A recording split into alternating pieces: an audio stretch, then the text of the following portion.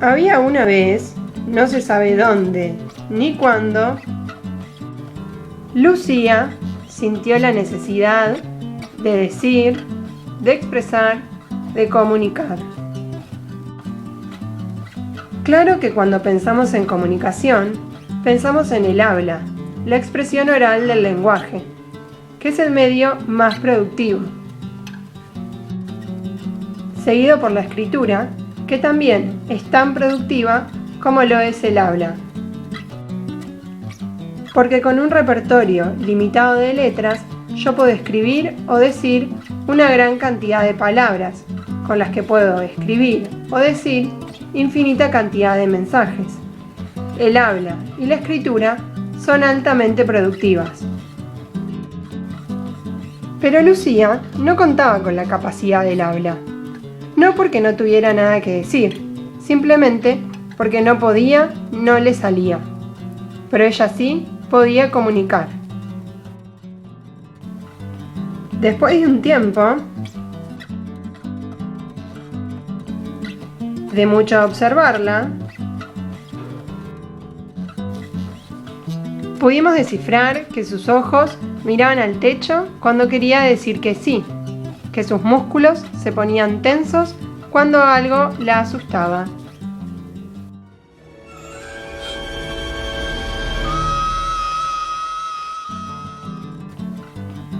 Que fruncía la nariz cuando aquello o lo otro no le agradaba. Le gustaba que la peinen y le pinten las uñas, y aunque no podía decirlo, sonreía para agradecerlo. Podemos afirmar entonces que el lenguaje y la comunicación no son lo mismo. Si bien el lenguaje es nuestro recurso primario de comunicación, nos comunicamos además a través de múltiples recursos no lingüísticos. Por ejemplo, nuestra expresión facial, el tono corporal, la postura, diferentes sonidos orales no verbales, como el grito, llanto, quejido, la risa, etc. Consideramos que la comunicación va más allá del lenguaje.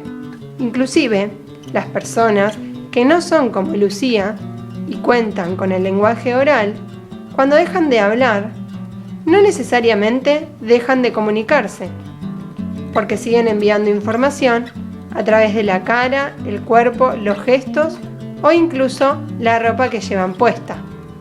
Y todo eso complementa, matiza o contradice el lenguaje de las palabras. Entonces, repetimos, la comunicación es más abarcativa que el lenguaje.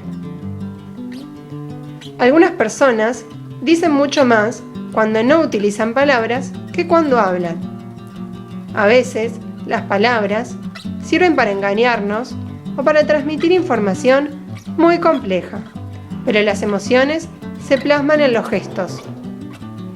El lenguaje verbal transmite mensajes más conscientes y controlados, mientras que el lenguaje no verbal dice lo más auténtico o lo que muchas veces queremos ocultar. El ejemplo de Lucía, de poder decir sin hablar, nos sirve como una puerta para estar atentos, para poder escuchar eso que las palabras no dicen y que se plasma en el rostro, en el cuerpo, en los gestos. Agudizar la mirada y abrir bien los ojos para Lucía y para quien sea, ya que cuando es verdadera, cuando nace la necesidad de decir, a la voz humana no hay quien la pare. Si le niegan la boca, ella habla por las manos, o por los ojos, o por los poros, o por donde sea, porque todos, toditos, tenemos algo que decir a los demás, alguna cosa que merece ser por los demás celebrada o perdonada.